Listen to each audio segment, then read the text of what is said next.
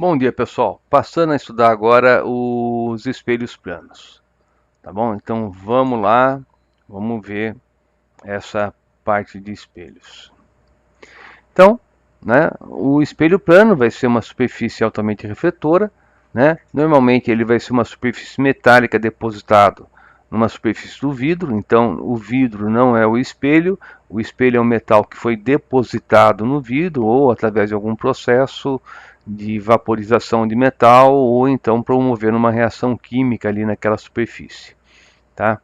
Seja como for, você pode ter duas situações. Uma, você tem aqui um ponto luminoso, ele em si emite luz que é refletida aqui pelo espelho. Então, se você está aqui olhando, parece que a luz saiu daqui de trás. Então, isso aqui vai ser um ponto objeto real, porque é vértice do pincel cônico divergente de luz incidente no espelho, né? E esse ponto vai ser chamado de ponto imagem virtual, porque ele é vértice de um pincel cônico divergente de luz emergente do espelho, né? Então, você já classificou. Agora, objeto real e imagem virtual, tá?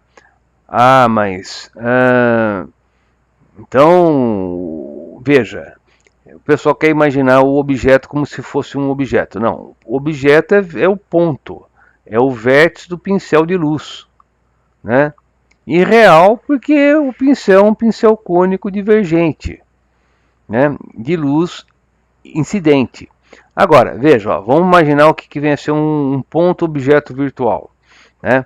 Então, o que acontece? Incide aqui o raio de luz, tá? Veja, ó, pincel cônico convergente de luz incidente. Estou pegando esse desenho e inverti o sentido da luz.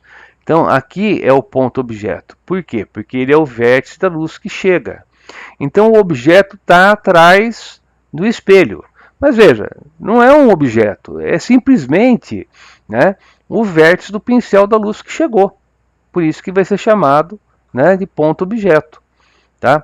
Agora, como é um pincel cônico convergente, então vai ser chamado de ponto objeto virtual. Aí a luz vai ser refletida e vai convergir para esse ponto. Então, veja, é luz emergente. Então aqui vai ser um ponto imagem. Como é um ponto, né, é o vértice de um pincel cônico convergente de luz emergente, então vai ser um ponto imagem real, né? Então está aí a classificaçãozinha, tá? São os dois casos que você vai ter no espelho plano. O que é importante você notar é que objeto e imagem, seja nessa situação ou nessa outra, são equidistantes em relação ao espelho. Então o objeto está aqui o espelho, a distância d. A imagem guarda a mesma distância.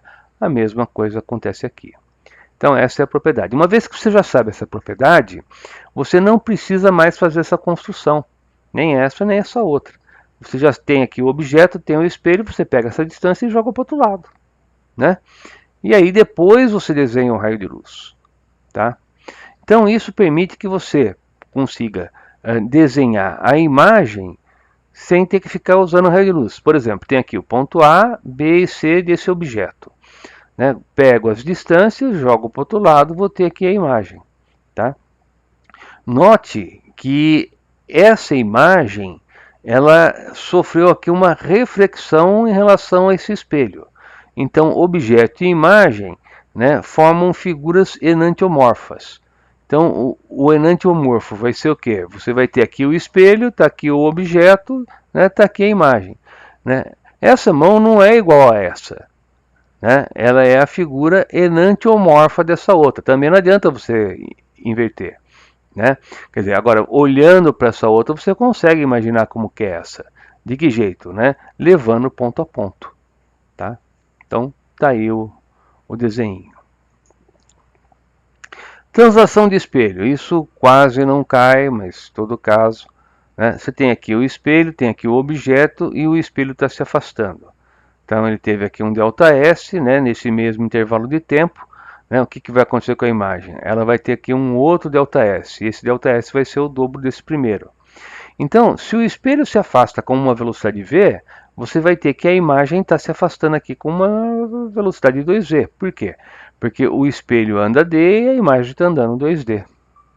Tá? Tudo no mesmo intervalo de tempo. tá? Rotação. Bem, se a translação já quase não cai, né, em vestibular, rotação menos ainda. Mas, vamos lá. Então, você teria aqui o seguinte, ó, você tem aqui o espelho, né, e ele vai sofrer uma rotação de um ângulo alfa. Então, incidir a luz era refletida.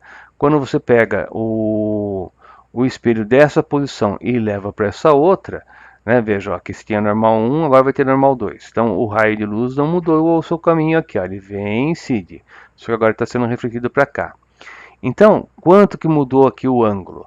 Tá? Dá para você provar que esse ângulo beta é o dobro do ângulo alfa.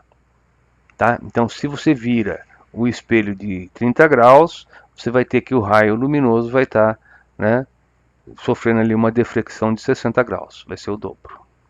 Tá? Bem, espelho é só isso, espelho plano. Então, vamos passar aí para a próxima, para aplicação. Tá? Então veja, ó, a figura adiante representa um objeto A colocado a uma distância de 2 metros de um espelho S. Né? E uma lâmpada L é colocada a distância de 6 metros.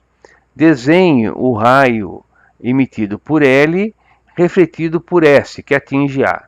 Então, você quer desenhar aqui o raio de luz que foi refletido. Então, o que você pode fazer? Você pode desenhar a imagem do A aqui, pode desenhar também aqui a imagem dessa lâmpada. E aí você liga, né, ou a imagem do ponto A ao L, ou a imagem, né, da lâmpada ao A. Aí você vai ter uma situação como essa. Tá? Então veja, aqui no caso colocou a lâmpada do outro lado e está desenhando aqui então, né, ó, essa distância você teria aqui de 6 metros, porque vai ser equidistante, né? E aí você vai estar querendo saber qual é essa distância, porque essa distância que está aqui em azul é igual a essa distância mais essa outra, né, que a luz percorreu no seu caminho. Bem, aí o que acontece? Você tem que essa distância é 2, essa distância é 6, então aqui você vai ter 8. A distância entre esses pontos era de 6 metros, e você quer calcular aqui quanto vale a hipotenusa. Do triângulo 6, 8, aqui vai ser 10. Então, calculou qual é a distância. Tá? E aqui é o desenho que está representando a situação proposta. Tá? Então, aparece aí o teorema de Arquimedes. Tá? Então, veja, primeiro você desenha, né, a imagem, depois você vai usar o raio de luz. Tá? Por quê? Porque o espelho plano não permite isso, porque você sabe que imagem e objeto são equidistantes em relação ao espelho. Né? Exercício 2. Dois espelhos planos, quase paralelos, são separados por 5 metros. E o homem se coloca de frente em um dos espelhos, a uma distância de 2 metros. E ele observa uma sequência infinita de imagens, algumas de frente e outras de costa. Bem, quando você vai no cabeleireiro, no barbeiro, você vê uma situação dessa. Tem um espelho na sua frente, tendo um outro espelho atrás, você vê uma infinidade de imagens. Né? Então, faça um esquema mostrando o homem e os espelhos as 4 primeiras imagens. Indique no esquema as imagens de frente e de costas com as iniciais F e C. E quais as distâncias. Então, tudo passa por você conseguir fazer o desenho. Né? Então, vamos lá. O que você vai ter? Né? Então, você teria aqui o objeto, espelho 1, espelho 2 aqui atrás. Distância de 5 metros, ele está a 2 desse aqui. Então, essa primeira imagem vai estar a 2. Bem, essa aqui é a imagem no espelho 2. Então, se aqui é 3, aqui vai ter mais 3. Aí, essa imagem vai servir de objeto nesse espelho. Então, você vai ter ela sendo refletida e colocando aqui. Então, esse aqui é a imagem desse. Tá? E esse aqui que foi formado vai formar uma outra imagem lá. E assim sucessivamente. Tá? Então, imagem de um vai servir, né, de objeto para o outro. E vice-versa. E aí você vai ter uma infinidade. Obviamente, né, você não vai conseguir alinhar perfeitamente paralelo e também a luz vai sendo absorvida, então você não vai ter infinitas imagens, você vai ter muitas imagens. Né? Então, está aí a representação. Né? Então você desenha o objeto, um espelho 1 e espelho 2. Tendo a distância, você vai e coloca lá a imagem. Tendo essa outra distância, coloca do outro lado. E assim por diante. Tá? Bem, Nesse terceiro, você tem aqui dois espelhos formando aqui um ângulo de 30 graus e incide um raio de luz que vai formar aqui com a superfície um ângulo de 70. Normalmente a gente tem o ângulo de incidência e o ângulo de incidência com a normal. A normal vai estar 90 graus. Então, se você tem esse ângulo de 70, quer dizer que com a normal, que seria 90, você teria aqui então um ângulo de 20. Bem, você tem que pegar esse desenho e fazer uma melhora nele, trabalhar um pouquinho em cima. Então, ele quer saber qual é o ângulo alfa quando aqui é 70. Então, vamos lá. Veja, ó, o raio de luz incidente, você vai ter que esse ângulo com a normal vai ser de 20, portanto, entre esse raio e esse outro vai ser de 40. Bem, se aqui é 40, aqui vai ser 70 de novo, né? Aqui é 30, então aqui é 80, porque é o que falta para 180. Bem, se aqui é 80, aqui é 80, então aqui vai ser 20. Bem, então aqui é 40, aqui é 20, então aqui é 120. E aqui esses dois ângulos são opostos pelo vértice, então o alfa é igual a 120. Tá? Basicamente o que? Geometria. Tá bom? E o quarto exercício aparece campo visual do espelho, né? Que é o que você pode ver através do espelho. Então, a figura a seguir representa um espelho plano, um objeto O, sua imagem I, e 5 observadores, em posições distintas, A, B, C, D e E. Entre as posições indicadas, a única da qual o observador poderá ver a imagem vai ser que posição. Então veja, você tem lá o objeto, tem lá o espelho. Então a primeira coisa é ver onde vai parar a luz que foi emitida pelo objeto e foi refletida pelo espelho. Então para isso vamos fazer um desenho, né? Você tem aqui o objeto, a luz que vem vindo dele incide nessa borda e é refletida. Desse outro atinge outra borda e é refletida. Então essa luz que está sendo refletida está indo nessa região.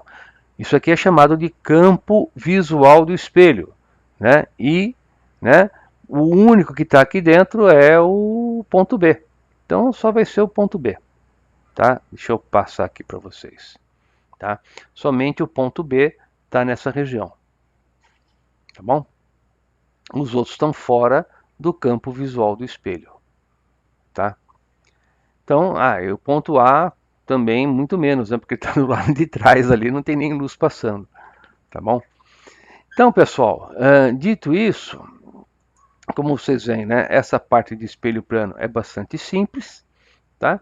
Sugiro que cate o livro, dê uma lidinha, pega lá o nosso resumo, que tem justamente tudo que foi apresentado hoje, né? E deve ter mais uns 5 ou 6 exercícios para vocês estarem fazendo, tá bom?